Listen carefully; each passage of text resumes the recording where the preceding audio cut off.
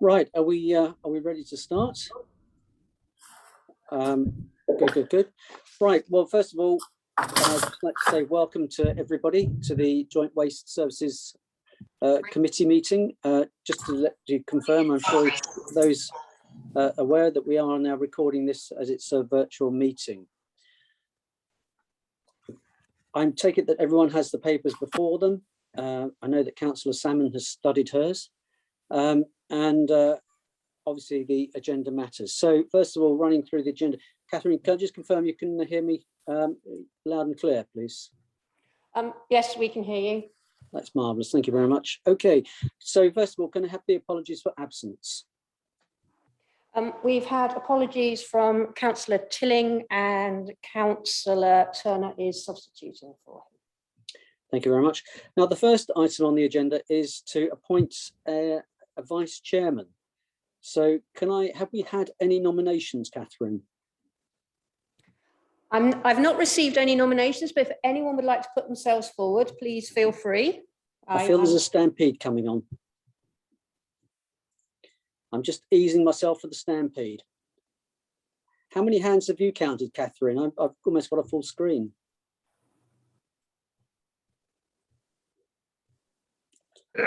I'll do it. I'll put Councillor my name Davis has volunteered. I think Councillor Davis actually was the first to put his hand up. I'll second him. Group. So, and that's seconded. So Councillor Davis, welcome and thank you for putting yourself forward so gallantly. And thank you to Councillor Salmon for seconding. So therefore we can proceed with the meeting now with our new vice chairman, and welcome Councillor Davis. And I also value all your experience and knowledge as you've been so, as been the case in the past. So item number 3, minutes of the last meeting. You have before you the minutes of the last meeting. Has anybody got any comments they wish to raise or clarifications as regards those minutes? Are you happy then if we can just show by raising our hands that I sign those minutes? Thank you very much indeed. The minutes therefore are signed. Can I ask, Catherine, if we've had any declarations of interest, please? I've not received any in advance, but again, if anyone needs to raise any, please do raise your hand. Thank you. Is there anybody that wishes to raise their hand before we proceed? No. So therefore, as Catherine's correctly said, if you have any declarations of interest as we proceed, please don't hesitate to raise your hand. So we're going to get on to the main part of the meeting. Therefore, item number 5, budget monitoring Q1. I believe Adrian is going to give us an update on that. Adrian. Good morning, members. This is a report regarding the financial update for the first quarter, period ending 30th of June. Annex 1 of the report shows that the Contract Management Office, CMO, income and expenditure position for Q1 is projected to be about 2.5 million, which when you set up against the annual budget of just under 2.488 million, it represents an overspend of about £6,000. This has been caused by additional mailing costs relating to the national driver shortage of about 11,000, and there's also a 5,000 underspend for a budget which will no longer be required for the year. On the actual contract itself, on the core contract, we're projecting an overspend of just under 200,000. This is because the budget approved by the contracting board last year included an estimated 1% inflationary uplift, which is less than the actual final figure of 2.64%. The additional 1.64 accounts for almost all of the overspend on the core contract. And on the variable contract, we're projecting an overspend of 113,000. Again, 31,000 of this is because of the additional 1.4 or 1.64 inflationary uplift, and the remaining 80,000, 21,000 is due to agency costs for which there was no budget set, and the breakdown of those costs is provided in the table. I'm happy to take any questions. Thank you, Adrian. Members, do you have any questions to Adrian? I can't see any hands. Catherine, can you see any hands? No. Okay, I've got one, Adrian, if I may. Can you just give us a brief sort of summary? Obviously, we're not collecting the garden waste, so therefore, however, obviously, do you have any projection as regards what could be the increased costs because of using agency staff to fill all the shortfalls, or has there been any sort of summary of that going forward? We're just coming to the end of Q2, and we should be able to then provide an update going forward on any savings or any additional costs relating to the suspension of the garden waste service. Thank you very much. Okay, members, so if we have no further questions as regards item 5, the budget monitoring for Q1, we'll now move on to the next part of the meeting, which is item 6, which is the Joint Waste Services Programme update, which is on pages 13 to 24 of your papers. And I believe that's going to be, I know, sorry, I've got two points here. Is that Nick, or is it, I think, or Joe? It's me doing that update. Thank you, Councillor Mansfield. Nick wasn't able to attend this meeting, unfortunately. So members will be familiar with our programme of work from previous meetings, where we've set out the activities being undertaken by the Joint Waste Solutions team to deliver various elements of the work programme. This update is badged as Q1, but actually, because of the timing of this cycle of meetings, we've actually covered information up to the end of July. The report highlights areas of progress on projects, or, as we've seen in some cases, the reasons for any delays or changes to planned work. This period also captures, to a small extent, the early impacts of driver shortages and the associated service disruption. There's also details included here on what we'd call our business as usual work for the year to date. And I won't go through the report in a huge amount of detail, but pick out maybe a few areas that are useful to highlight.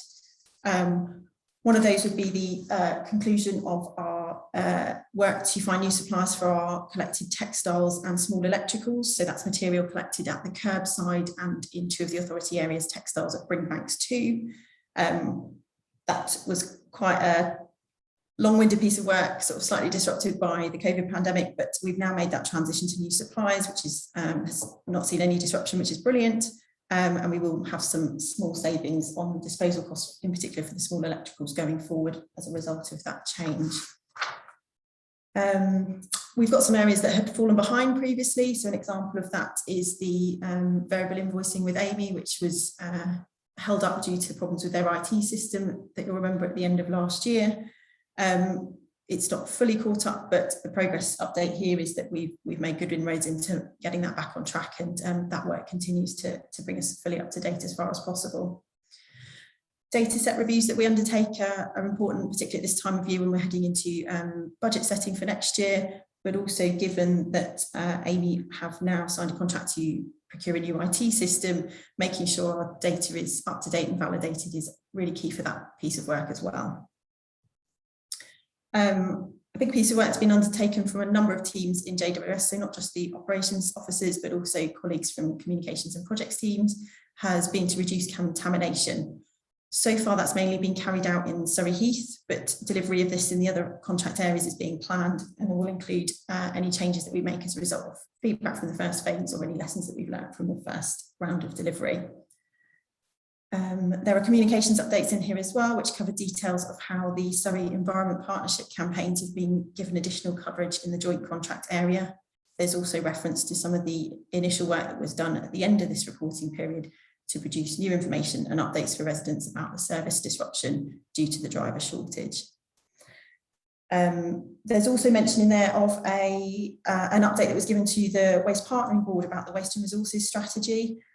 We weren't confident we'd have time on the agenda today to replicate that presentation for members, but we will be in contact in due course to offer a session to go over that and help set out the potential implications to the Joint Contract Authority specifically. As you'll be aware, there are updates that have been given across for members of the Surrey Environment Partnership, but we'll be in touch to discuss a more targeted briefing on impacts for the contract area in due course.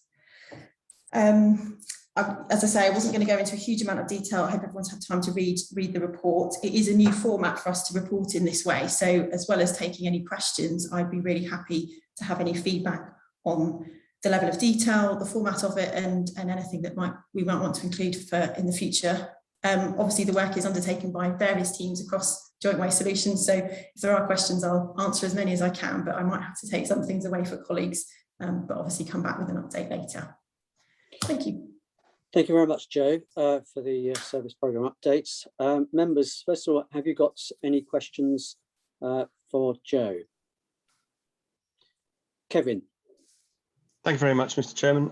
Just one at this stage. I do like the table layout and the report, and just as a quick bit of feedback. On the customer complaints side of things, the stats there for Woking show that there was 599 complaints recorded during or between 1st of April and 31st of August. Now, obviously, we'd had sort of a known level of disruption with regards to the garden waste at that point through all of August. And obviously, we knew that things were getting tight in the middle of July onwards time. So I've got a couple of points and questions around that, really. Do we know how many of those complaints are actually related to the garden waste service not being not being performed as people would expect? So roughly how many complaints, and I guess I accept you won't necessarily know the answer to this, how many complaints were actually related to the communications that we got out, or rather the lack of at that point in time? Because I don't think the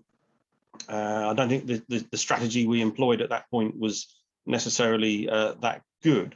It also talks about an estimated further received directly by the team each week. Now, who is that team? And are we capturing, in terms of customer inquiries, the abuse that's being laid at the drivers and the loaders as they go about their business? Because I'm well and truly aware that that is occurring, and I'm concerned about the welfare of the crews that are doing the work. A, that we're supporting them, and B, that we're tracking what is going on and understanding, adding those, if someone shouts abuse at a loader, then as far as I'm concerned, that's a complaint. And are we able to track that kind of information as well? Thank you very much. Thank you. I'll come to a couple of those, and then I might need a bit of input from Amy on that last one. In terms of the complaints statistics, those higher figures are what is recorded through the contact centre and the online forms specifically. We normally get a breakdown of the sort of category types of that as part of Amy's performance report. I don't have the stats for that period available at the moment, but I would hope we'll be able to provide that as a follow-up. Because obviously that's a period that's passed already, so the breakdown should be available on that, and I'll talk to Tina afterwards about being able to supply that and share that out. It doesn't necessarily go always into the level of detail that would necessarily separate a complaint about a service into whether it's about the service itself or the communications, but we'll see what we can provide in terms of that, given the question. In terms of the crew abuse question, certainly if there is a concern from a crew member in terms of safety, etc., they would raise that through the health and safety system as a close call, I believe. But Danielle, you might be able to give a bit more information on that. Hi, good morning. Yes, thank you, Jo. So the process that we currently have in place for crews raising concern around aggression out on the round is that they would report it into their site manager. And that's usually followed up with the site manager escalating it to the health and safety team and sharing with Jo's team kind of at the officer level. And the officers are really helpful for JWS in engaging with residents around that aggression and kind of rectifying any problems. So it very much is a joint up effort in terms of supporting the crews through that.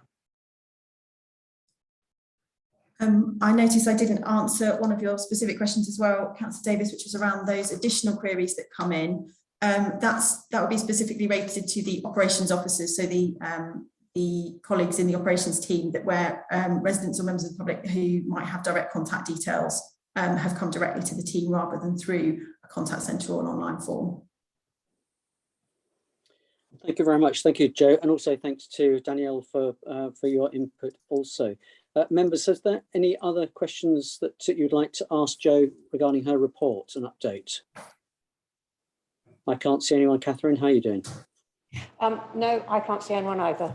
Okay, can I'd just like to make a couple of points, if I may, in respect of partly what Kevin has just raised. Having been actually out with the crews myself, I found the abuse quite extraordinary, and I'm just curious, I suppose, as to whether it's got any worse because of the garden waste. I know that online there's been an awful lot of, I think the younger people amongst us probably refer to it as trolling. I'm just getting my head around a mobile phone, but it's I think it is on the increase. I think there's a lot more abuse. Certainly, as you know, put it on our own decks. As a councillor, I've had an awful lot more abuse to do with the garden waste, and then of course they go into every other thing. So I'm curious, Danielle, and sorry if I'm just harping on this point. Have you sort of rebriefed your teams, you know, in their breakout rooms of, you know, what to do in the situation we're in because of the extra pressures that they're having to put up with? Thank you. Hi, thank you. Yes, so in terms of briefing the crews and being supportive around them, as you know, Lara White joined the account a couple of weeks ago. She's actually on annual leave today, but is our new account director. And myself and Lara have visited each site individually and been out visiting crews whilst they're performing their work out on the ground to have conversations with them and seek feedback from them, and kind of reset the standard in terms of the actions they're expected to take if they do experience any level of abuse whilst out on their rounds. I will say that the reports that we get into our site depots are not noticeably increasing, but I do agree with you that the word online and the trolling, so to speak, is what is quite significant at this time. Thank you very much. Thank you for, you know, it's just something, you know, as I say, I would certainly add that as regards your toolbox talk with the teams in the morning briefs, that should be certainly added to it, because I think there is increased pressure and I don't think it's going to be going away anytime soon. Right, thank you. Unless there's got any further questions on that particular item, which was item number 6, we now move on to item number 7, which is the performance reports Q1, April to June. It's on pages 25 to 26, and I believe that's going to be Kingsley. Yes, thank you, Councillor. Good morning. So I'm just going to talk to you about the Joint Contract Authority performance. So this is based on the SEP's waste data system, the IWDMS. And if you see in the papers, there is a dashboard for each authority. So it should be noted on those dashboards, the first table is collected materials, while the data below that is all from disposal tonnages, and that helps us calculate the recycling rates. So let me just give you a picture of the Surrey performance. There has been a slight reduction in collected tonnages for DMR, food and residual compared to the same quarter last year, but tonnages still remain higher than pre-pandemic levels. DMR is increasing, but it has stabilized and it's about 7.2% at the moment. Garden waste has increased at 8.4%. Food at 7.1%, and residual at curbside has been 5%. So if I'm looking at the joint contract authorities, the general trends, they have been in line with Surrey during the pandemic. We in Textiles often tend to show reasonable large changes, but that's just the nature of the material type. And in Elmbridge, you might have noticed there's been a 39% year-on-year reduction in fly tipping. We are investigating that issue, but that might just be due to how it's recorded at the transfer stations, such as it's similar in Mulvaney. So if I'm going to each individual authority, Elmbridge, DMR was up by 9%, so that's above the Surrey average. Garden and food was up by 6%, so food was actually lower than the Surrey average. And residual was up by 4.4%, which is similar to the Surrey average. The 12-month rolling rate has continued to increase steadily in the last quarter, and it continues to an upward trend since April 2020. For Mole Valley, DMR was up by 5%. Little change in garden waste, food up by 6% and residual up by 5%. So only residual was above the Surrey average. And their rate has stayed stable, their recycling rate. For Surrey Heath, DMR was only up by 1.2%, food by 3.6%, and garden was over by 11%, while residual was also up around 9%. So residual and garden was above the Surrey average, but DMR and food were lower. Going for Woking now, Woking DMR was up by 2.7%, food up by 5%, garden by 5%, and residual up by 7%. So residual was above the Surrey average, while DMR and food were lower. And their recycling rate has gradually been increasing since July 2020. That is all I've got for now. If there's any questions, please do let me know. Thank you, Kingsley. Members, have we got any questions to Kingsley? Kevin. Thank you very much, Mr. Chairman. Just a quick question, really. The fly tipping stats, who are sources of that information? So who's actually reporting that, and is it covering more than just sort of one agency? Because I know, for example, in Woking, that Serco collects a lot of the fly tip waste, and I'm just double checking exactly who's reporting into you to give you those figures. Thank you. Thank you, Councillor. So the fly tipping stats come from Suez data. So when it gets tipped at the waste transfer stations, it goes through that process. Sometimes it does get relabeled as something else. For example, if a street collecting vehicle picks it up, it gets mixed up with those materials, and it's hard to differentiate when they're already back in the vehicle. So that is where the source is. The incidents, for like the actual incidents, come from the teams at the councils. Thank you, Kingsley. Members, are there any other questions from? I can't see anyone. Catherine, have you got anyone? No, there's no one else. Okay, just a couple from me. I was also picked up, Kingsley, regards the fly tipping. I was quite surprised actually that where the figures are down, but also I noticed there's a massive, if I look at my own particular area, which is obviously Surrey Heath, I'm just curious about the textiles, on the figure with the textiles, the change, and I just wondered whether there was any reason behind that you could highlight, please. Thank you, Councillor. So textiles are really tricky because of the nature of it, that people sometimes bulk up a lot of textiles and then they give it all out in one go, or they do it over a period of time. Also over the pandemic, I don't know if people have been giving it more to charity shops or donating it or giving it, or even selling it. So unfortunately, there is no real clear, definite answer. We could investigate it by seeing what the crews are actually picking up and monitor it from there. That's an option. But sadly, overall, it's the same with it's just too hard to tell if they're going to bring banks as well. Okay, so just something I've noticed on the figures of Surrey, and also noticing, I'm just surprised also that backing up really what Councillor Davis said regarding the figures for fly tipping in Surrey Heath. It's down 49.8%, which I having obviously with the villages, I know there is still a problem. I'm just surprised, but we've got a minus figure. But if that's you're given the answer you have, so that's collectively I accept the answer. But one is surprised. But thank you, Kingsley, for your update. And I can't see any further hands, so I say thank you to Kingsley, and then we'll move on to item 8. Which is the AMI Improvement Plan and Service Update. And I believe we're going to switch back to yourself, Danielle. Yeah, fabulous. I've just got some slides to share, so bear with me.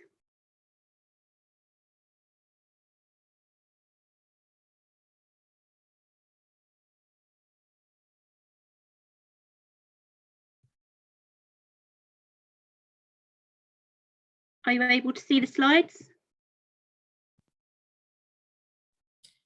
Yes, we can. Brilliant, thank you. Okay, so first off, our first slide here is just to give a brief overview of the improvement strategy and tasks that have been taken in the past quarter. So firstly, we've recently had a new health, safety and fleet compliance manager join our contract. He replaced the lady which left us back in June, and he has already picked up working with Surrey Police with regards to working to have some campaigns out there and having a direct link into Surrey Police in terms of tackling aggression towards crews. So that falls hand in hand with that spike we've seen around the garden waste being suspended at this current time. In addition, with health and safety, we have been working on a close calls dashboard on Power BI, which works on categorising close calls that crews are reporting when they're out on their rounds. This has also been adopted as best practice across the whole of AMI in terms of analysing health and safety data so that we can drive improvements from there. As Joe touched on, there's an implementation of Whitespace IT system. The project timeline for that is 16 weeks, but it has very much started. In Woking, we had additional properties added to the communal WE and Textile collections, so they get a fortnightly collection now from some communal properties, and that list is growing.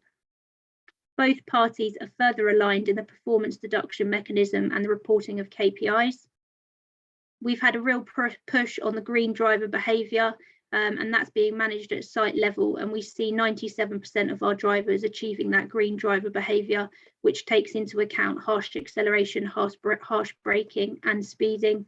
The remainder that don't achieve that status are going through coaching with their line managers to try and achieve the 100%. In June, we supported the Junior Citizens event with 300 school children attending and did an environmental and recycling session with them. And we've also supported 2 community litter picks with IDOT in Mole Valley, clearing areas with wildlife aid. Moving on to the service at this current time. So the first slide covers off the driver shortages and current vacancies broken down into the different contract areas. So you'll see there in the top table that across the board, we have 11 driver vacancies split down into 3 in Elmbridge, 2 in Mole Valley, 3 in Surrey Heath and 3 in Woking. That equates to about 10% of our overall driver workforce. The bottom table there is the driver demographics in terms of the average age of our drivers. We were asked to provide it for a specific council, so I thought just for clarity, it's there for each of the different areas.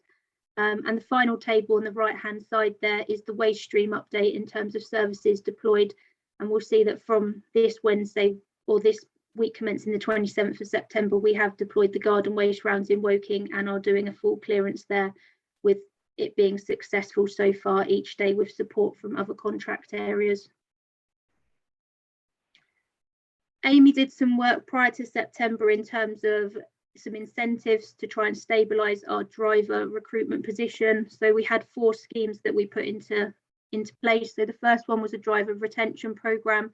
So that was £2,000 for our current drivers that have been working for us, payable in 2 instalments, the first in November this year and the second in April next year. That was communicated out to the team in early September and was well received. The onboarding bonus was put onto the advert for new drivers coming to join us. And that's payable in 2 instalments, 1 at 3 months and 1 at 9 months. Amy already had in place a refer a friend incentive, whereby if a friend was recommended to the business and joined up, that employee would get £360. That's now been increased to £700 to offer more kind of incentive to friends, to people that already work for us, to get their friends and family to come and work with us. And then the final one there is just a recognition payment for our supervisors and our managerial team who have been going above and beyond over the past 4 months, often fulfilling frontline roles as well as their managerial duties to ensure the service is still able to be deployed the best it can. This slide here details the leavers and joiners in the past 4 months, so it gives a wider picture. It clearly shows that the issue started back in June of this year. And then the red line that indicates when we communicated those incentive schemes that I've just talked through.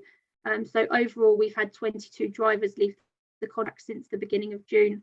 15 of those were full-time Amy employees and 7 of those were agency employees. The feedback that we've had when conducting the exit interviews is that all of those employees bar one have left due to a higher paid salary being offered, and the main reason for them leaving is financial. You'll see that after we announced the incentive schemes, the leavers has slowed down with just 2 leavers in the month of September, and we've actually had 4 new applicants come through to join us, 2 in Elmbridge and 2 in Mole Valley.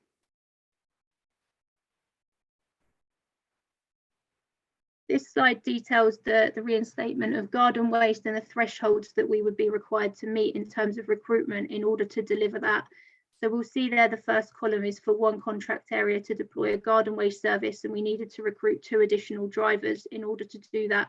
So in September, we recruited 4 new drivers, but unfortunately 2 more chose to leave us. So that gives us the 2 to deploy that 1 contract area. Moving across to 2 contract areas, we would need to recruit 6 drivers, 3 9 drivers, and the full reinstatement would involve us needing to recruit 12 drivers. The garden waste service update, as I just touched on, we have deployed garden waste in Woking from this Monday and plan to continue to do so next week in order to give a full 2 cycle. Plan then would be that from the 11th of October to move across to Surrey Heath and Mole Valley. We're able to achieve the Surrey Heath and Mole Valley running at the same time due to the fact that there is very little annual leave amongst the team for those weeks. And when we noticed that, we blocked out any remaining annual leave to prevent people booking it at short notice. So we have been through our resourcing with a fine-tooth comb and are confident that we can deliver those 2 same areas at the same time with boroughs supporting each other. The week of the 25th of October is left blank due to the fact that it's a half-term week, and notoriously we have increased absence in that week, and the annual leave ceilings are full due to people wanting to be off at home with their children, etc. All of this is dependent on available resource, and we need to keep a quite close eye on it and review it in terms of ensuring we've got enough resource to push all the way through that plan to the 1st of November and getting to Elmbridge. In addition, the bulky waste will be turned back on from next week at a reduced capacity. So across all areas, we'll be operating bulky waste at 50% with a review to take place fortnightly to assess what resource we have available to increase those slots back up to 100%.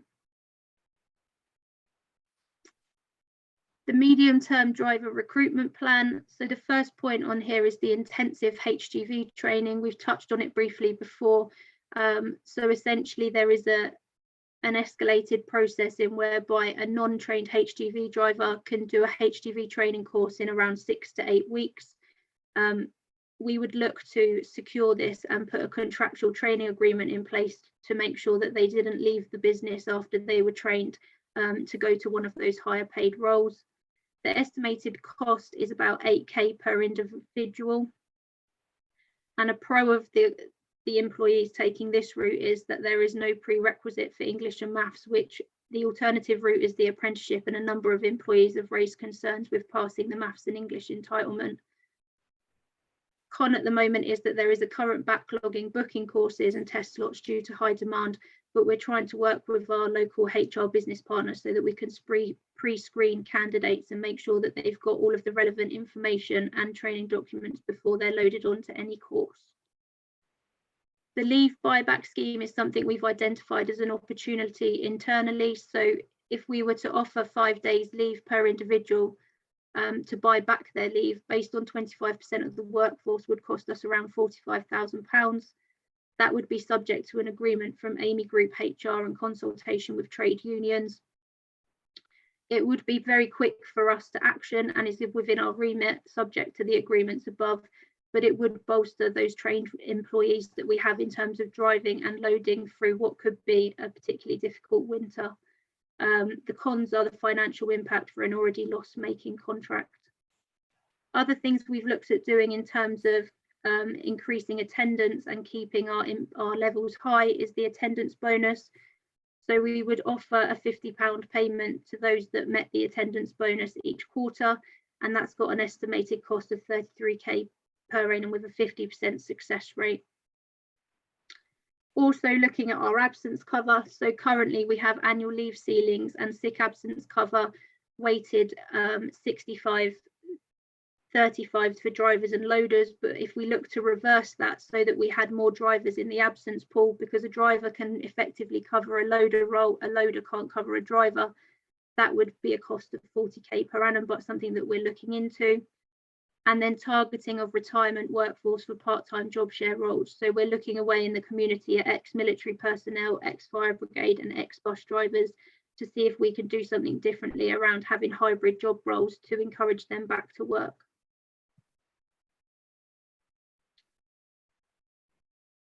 This slide just breaks down the AME apprenticeship levy. Ordinarily, we would only enrol 2 to 3 candidates at a time on this apprenticeship levy.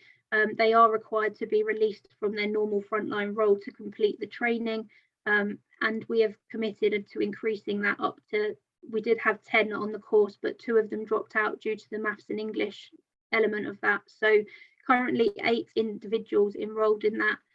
The scheme runs for 12 months as a minimum, with candidates taking part in regular sessions with their tutors.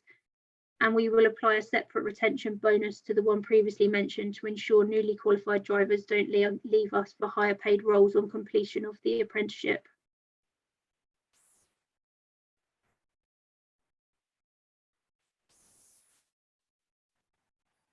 So that was that in terms of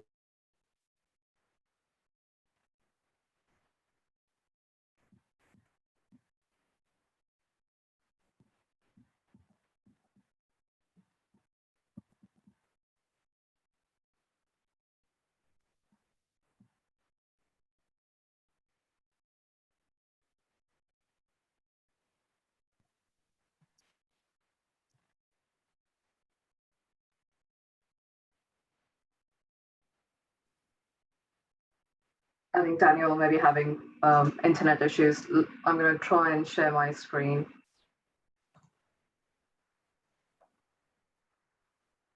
Thank you, Tina.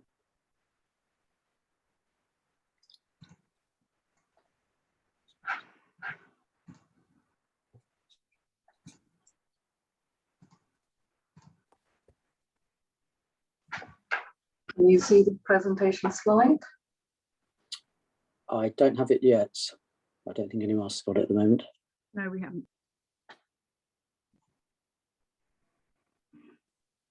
Okay, rolling now. Yeah, got it. Right, thank you.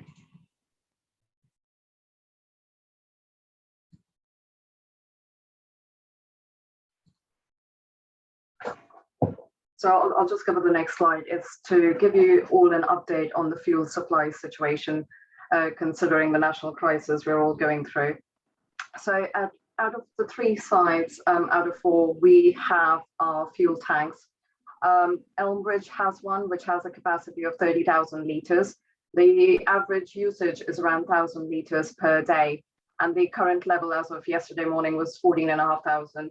The additional orders have been placed to allow for the Mole Valley refueling, and the delivery due at Elmbridge is on the 4th of October, around 18,000 litres. Surrey Heath has a diesel tank on site, again, same capacity as Elmbridge, 30,000. The usage is 1,000 litres per day, and our current stock levels are around 24,500 litres, and the next order is due when the tank gets to that 12,000 litres limit. Woking, there is a tank on site, capacity is slightly lower at 20,000 litres, usage is around 800 litres, and the delivery will be due on Friday when it gets to 8,000 litres. Mole Valley, we don't have a fuel tank on site. Usually the vehicles would refuel at the local petrol stations at the forecourt. So far, they've not been having major problems. They're still attempting to do that, and while they're having to queue sometimes, it is available. Those vehicles which cannot refuel, they are traveling to Elmbridge to do the top-ups.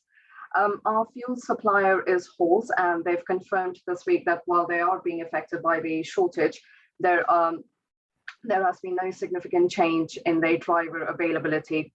And the fact that AME is a key provider, they will continue to prioritize our fuel deliveries. And at the moment, they don't have any concerns around fulfilling any orders. We've been asked not to increase any orders because that was one area we were exploring just to cover ourselves, because they believe that this would cause further issues. And in addition, we are supporting our employees getting into work and being flexible on start time so that public transport can be used.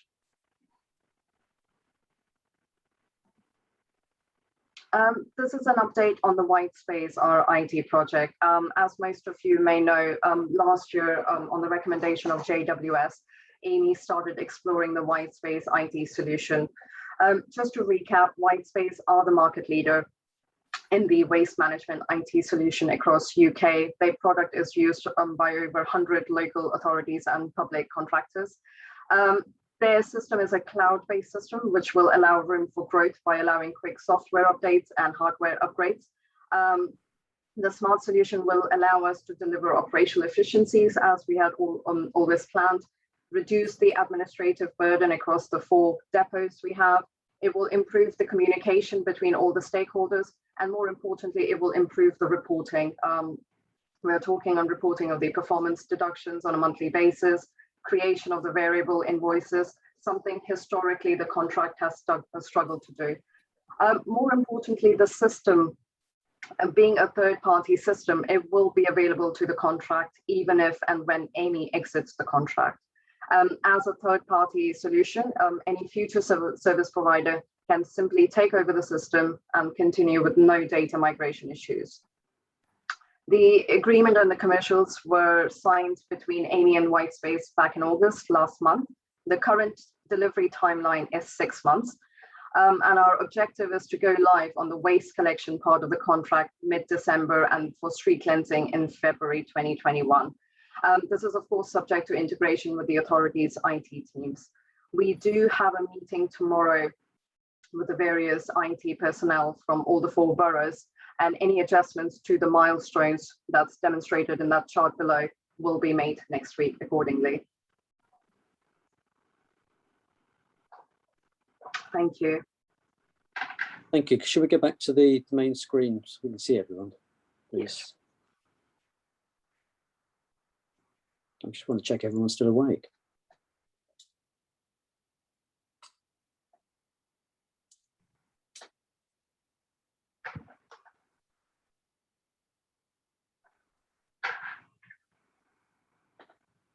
Right, excellent, good. First of all, Tina, many thanks for stepping in when we lost Danielle. It was very gallant. I have to say my heart rate suddenly shot up then. Can I just ask, is Danielle back with us? I am indeed, apologies. No, that's all right. These things happen. Well, thank you for your presentation, Danielle. And also, as I say, once again, thank you to Tina for stepping in. I'm sure there's a number of people who've got questions. I know I have. Can I ask for a show of hands who wishes to go first, please? On questions to the on the Amy improvement plan. Catherine, can you see any hands? Councillor Salmon. Yeah, thank you for that update, very helpful. Actually, I would say in Mole Valley, we have got some interesting problems with fuel. We are getting it in and then it's disappearing for 2 or 3 days. So I hope that the trucks do manage to get fuel. Certainly there's nothing in the town or on the outskirts roads at the moment for normal cars, although funnily enough, diesel's easier to get hold of. In respect of your apprenticeships, that I'm slightly concerned that people say they can't do maths and English because it's such a good driver apprenticeship is such a good one to do for someone who is dyslexic, because most of the time you don't need it. Are they more concerned that they can't do the work in the cab that you're pushing forward onto the IT system? Is that a concern? And is there any tuition that's being given to make because 2 out of 10 is quite a dropout rate, and I just wondered if any help was being given on them to keep them progressing along the system. And there was something else, but answer that one and I might remember what it was. Thank you, Councillor Salmon. Danielle. Thank you, Councillor Salmon. So just in terms of the maths and English, it's a core fundament of the apprenticeship scheme that they're on. So those that have chosen to stick with the apprenticeship will be supported through their maths and English, and we recognise that that's a great skill for them to advance in terms of their future career as a whole. Prior to the pandemic, we had actually looked at having some core key maths and English rolled out across all sites, because we recognised that it was an issue amongst our workforce. So that's something that we can definitely look at reinstating again now that the pressures of kind of social distancing are relaxing, and we could look to have some sessions put out prior to these apprenticeships being offered so that people felt more confident in enrolling. Because I mean, I used to be a adult literacy teacher, and one of the problems is the sort of peer pressure thing of, you know, I'm thick sort of thing. But reality is, if they're dyslexic, and that is quite a problem, it would help them if they weren't being looked down on to do that. So I'm glad to hear that you are thinking that it's actually something that needs to go across the thing. So it's part of the team helping each other would be really good. The other thing was, in respect of the bulky waste, I would question why it took so long to realise that you could do it without having heavy goods vehicle drivers doing it. What was the reasoning behind not immediately going to a 3.5 tonne van, which anyone could drive? Danielle. Thank you. So then we only have one 3.5 tonne vehicle that is suitable for doing the bulky waste collections across the 4 contract areas. The rest of them are 7.5 tonne licenses. Those bulky waste collections are also coupled with the container orders. And we've got to a stage now where the container orders are very much under control, and there's not an outstanding list of those. So we have contacted JWS in terms of offering a percentage of that bulky waste system so that we can be confident we can be on top of the container orders and the bulky waste. Thank you very much. Thank you, Councillor Salmon. I'm going to go to Ray, and then I'm going to go to Mark. Ray. Thank you, David. I've got 4 or 5 very quick things. 4 of them are very positive. One's a bit of a whinge. Apologies for that. Firstly, just great to see Whitespace. I thought it was just worth acknowledging the fact that's happening now, and we've got a programme and everything else. We seem to be talking about it for quite a while, but it's great to see it happening. One of the interesting facts, Danielle, right at the beginning, is you talked about the average age of the drivers, which I thought was fascinating. Is that is there a problem coming our way as that age creeps up, or is it always about 51? I couldn't work out whether it was something that was just a fact or whether it was something we should worry about. Thank you, Ray. I don't think that number has shifted over the past kind of 24 months, so I don't think we have a problem. It tends to be that people are joining us from prior driving roles. So when people first start on their HGV kind of career, where the more attractive salaries is driving kind of long distance away from home, and then when they come to settle down and they've had families, etc., that's when they tend to come and join us. I thought that might be the case. I was just wondering, because the government's been talking a lot about it. I wonder whether or not, you know, that drivers not coming into the industry, whether it was a problem. The next one was, I was on an emergency planning call this morning about fuel, and the government representative who was there was saying we're training another 3,000 drivers. We're giving 3-month visas to 5,000 drivers. Do you, or I don't know how the industry works, do you guys have any access to that resource that's coming forward? Do you have to bid for it, or is it all going to disappear into fuel tankers? I don't know. I'm not 100% sure on that one, Ray. It would need to be something we need to go away and. Yeah, I think, Ray, I mean, I'm not aware we have any specific pull on it as such. I mean, clearly it's all part of that will go into the, suppose, the national pool to make it larger. And then there's a sort of pecking order of I suppose, financial attraction. You hope it doesn't all get swallowed up by Amazon and some of it goes to the right places. But I don't think it's being, you know, we can't specifically lay claim to it as a key service rather than an emergency service. Yeah. So the representative of the DLUCH, or whatever they're called nowadays, was there adamant about it. We made the case for waste drivers. Whether that gets heard or not, I don't know, but we took the opportunities to do that. So well done. Two last things. We haven't advertised the 1st of November green waste collection in Elmbridge yet. We were waiting to make sure it was robust and could be delivered, and the 2 drivers who appeared didn't disappear overnight. Are you fairly confident about that now? Because the word is out that members last night were concerned that Woking can collect green waste and we can't. The cabinet member dealt with it very easily, actually, but I just think we've got to the point where we need to promote it now. But I just wanted to check with you, you're confident that we're going to be able to meet that? Thank you, Ray. Yeah, so in where we're currently at with the forecast levers, we don't have any more known levers, and we can only hope that those incentive programs continue to attract people into the business. The 4 boroughs are working really well together in terms of loaning resource. So Woking have got a crew from every single site in order for them to clear their garden waste, and it would be the same for Mole Valley, Surrey Heath and Elmbridge. So at the minute, as numbers are, currently confident that we can continue to roll that plan out. Yeah, I never like people saying that Woking are better than us. That's the problem I've got. So, and just lastly, and this is a bit of a whinge, but I think you've dealt with it in a lot of the slides. There's a very strong feeling from staff and members that you've got a good plan, but there's no real urgency behind it. Now that may be unfair, but it is the perception that's going around, and I just wonder if we need to deal with that in some ways, or you need to step forward a bit more in terms of publicity or press releases or whatever to say what you're doing in the partnership area and what we're trying to do. Because some of the stuff you went through today was great, Daniel, and quite reassuring, especially the 2 drivers in, none going out in the last month or whatever it was.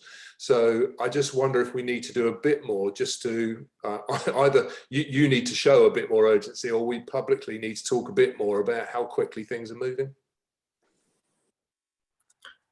I guess, Ray, do you think there's still a little bit of a communication gap between how JWS and yourselves are understanding the approach we're trying to build into resilience, and how that's being lost in translation through to members and the public? I think a little bit. I think it's fair to say that we were generally slow out the blocks. Your incentive schemes work really well, but it took some weeks before that appeared, if you see what I mean. Now I know it's a judgment call at the time, and nobody knew it was going to get as bad as it is.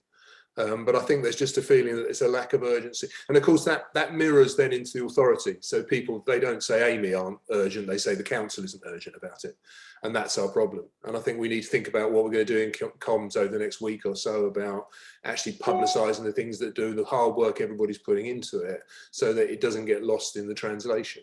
I think the oil crisis, the fuel crisis, has been a bit of a bonus for us, if I'm being honest, because it's made people realise how real the situation is. So we haven't had a single complaint since last Friday morning about green waste, which I suspect is all to do with the fact that people have worked out that, oh yes, this driver thing might be an issue after all, and it's not just Amy and Elmbridge making an excuse, if you like.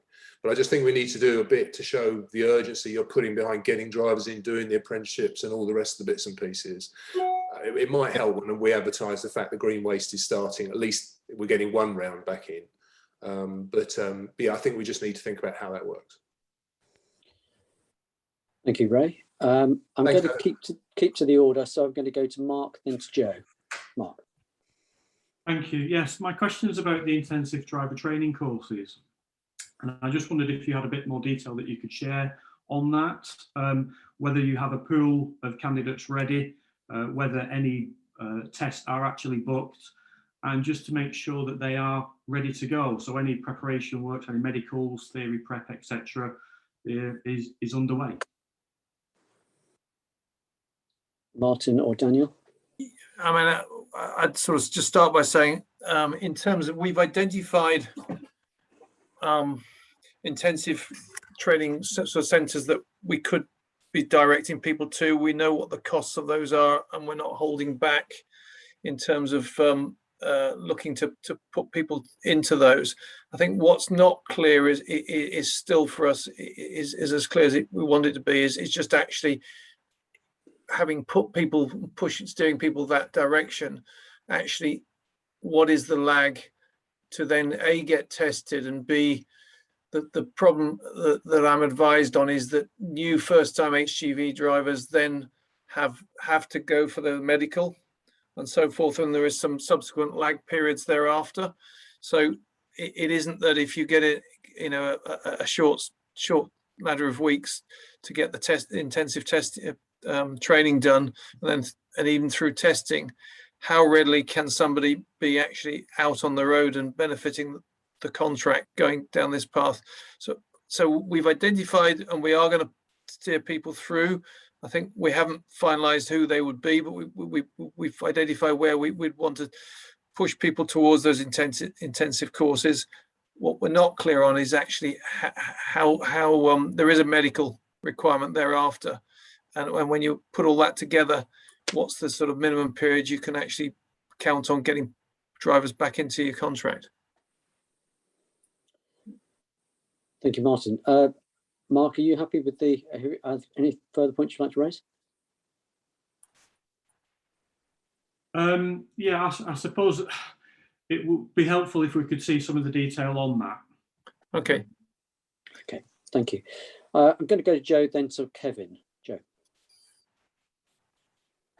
Thank you. I wanted to just pick up on something that Ray mentioned and ask a question which I don't necessarily expect that you'll have the answer to, but occurred to me as we were talking about it. I know obviously you use a driver-specific recruitment agency, and on the point of these short-term visas, well, that's obviously not a long-term fix. Is that agency in a position to sort of actively pursue candidates that are eligible for those, and would that help in the short term? Like I say, I don't expect you to have the answer now, but I just thought it was worth querying. And then just on that intensive driver training question, my understanding was that individuals got their medical before getting their sort of provisional HGV criteria, so I don't really understand that answers on that point.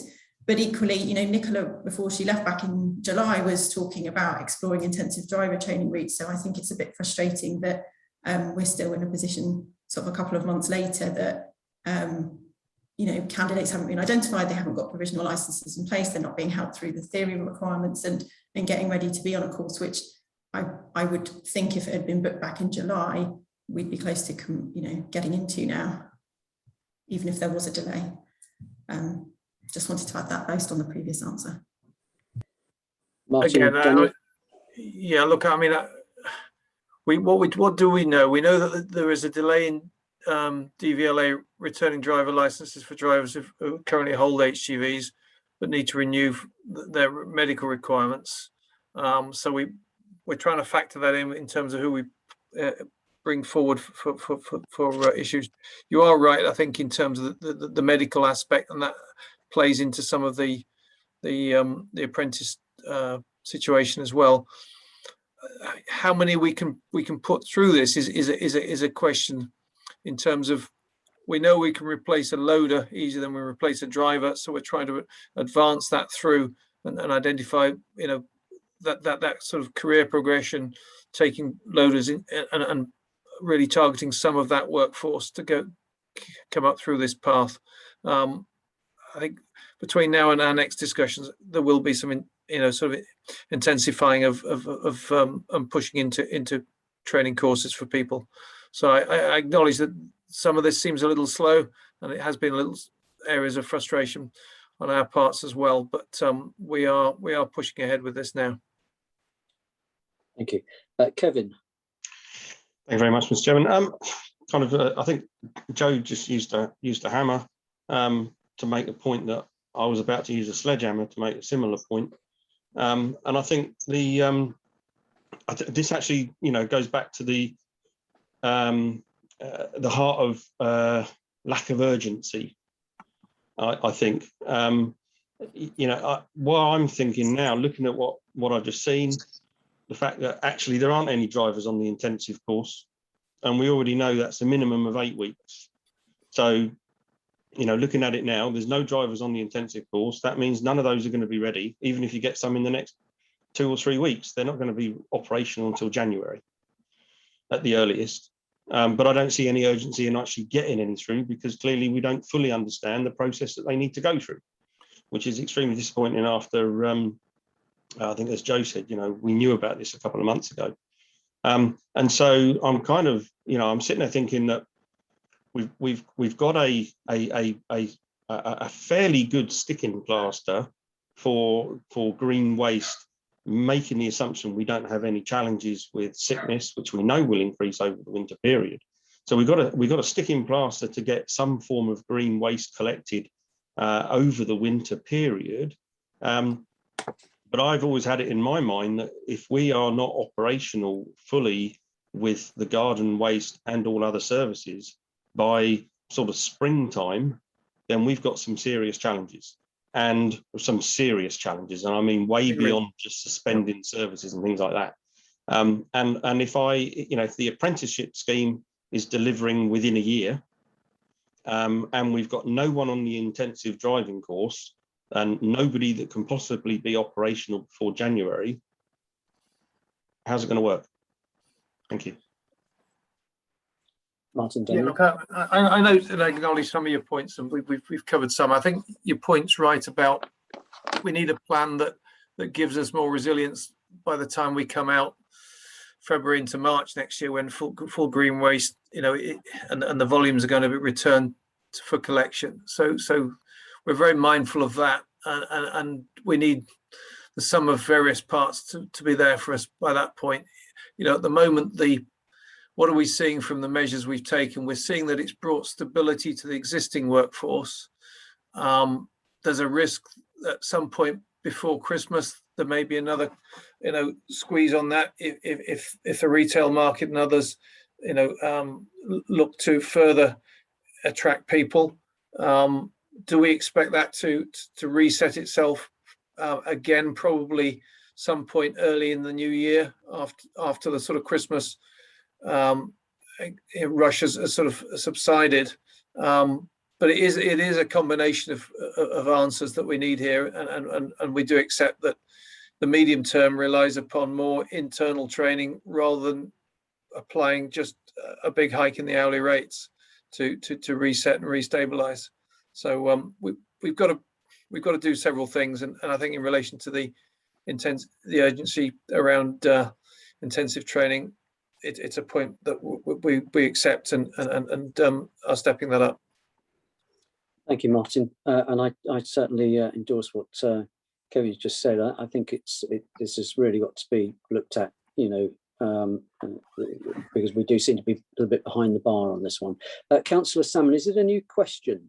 I was just merely going to reinforce the comments that have been made about this driver training. I was under the understanding that they had selected people and they were going forward. Now, if you want to book a driver's test now, they still are into January, so they should be doing that training now to get the tests in January, to be resilient. And I think honestly, Amy have taken a far too lying down attitude on this. They have a contract to perform. It needs to be performed. And that means that just because you put out some payments and think, well, that's keeping one or two from walking away, we will hit Christmas. We could easily lose drivers in November and December because of the need for Amazon and other stores to have to get product to people at Christmas. And it's just not good enough.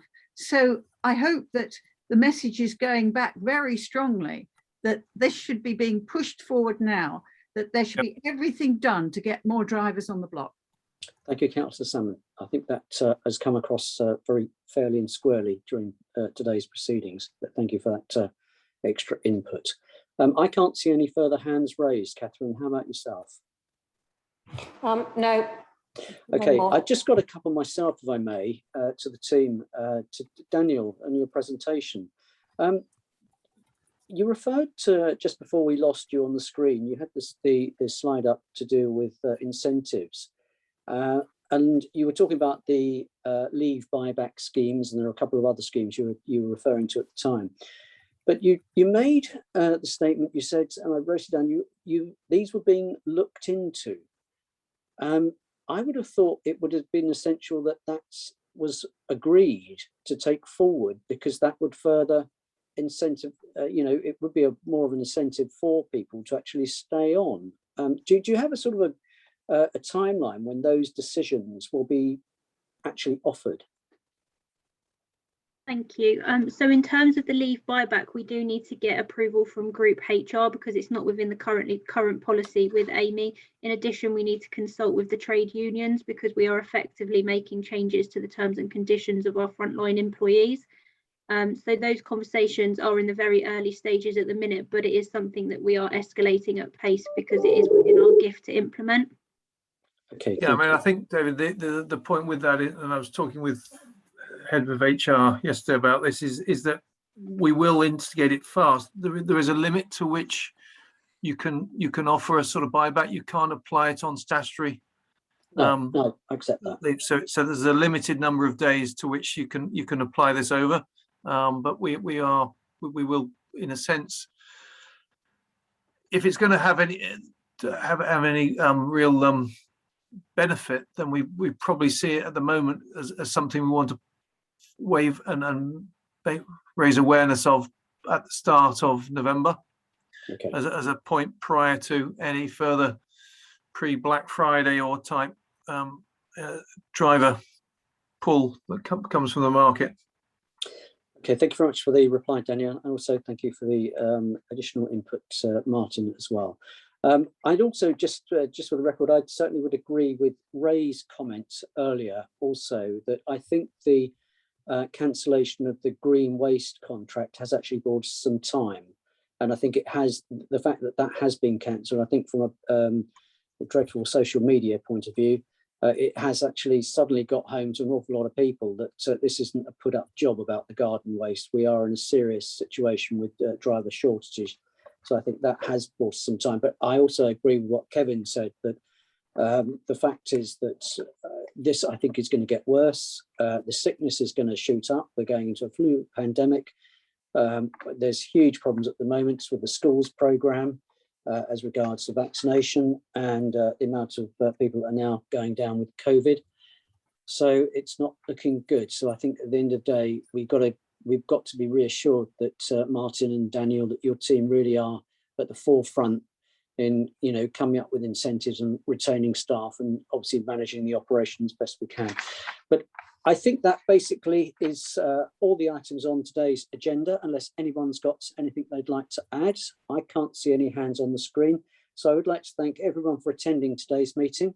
I think we've had some very interesting discussions, and I think also I thank Amy and JWS for the updates that, however grim they may have been, I think it's essential that we know these facts, that we can share these facts within our wards, within our with our residents, because it is extremely concerning.